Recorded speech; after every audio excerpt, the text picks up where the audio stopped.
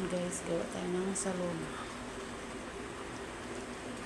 Pinabrown ko muna pala yung karne ng manok bago ko sinalang yung mga gulay. Yan. Salunan muna tayo. Tapos natin nag-chicken. Ayan, chickens. Ayan ang partner niya. Chicken tenders. And white rice with egg.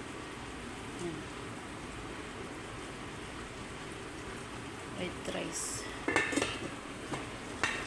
Dito tayo sa salona. Lagyan pa natin ng tomato paste yan, guys. Maya.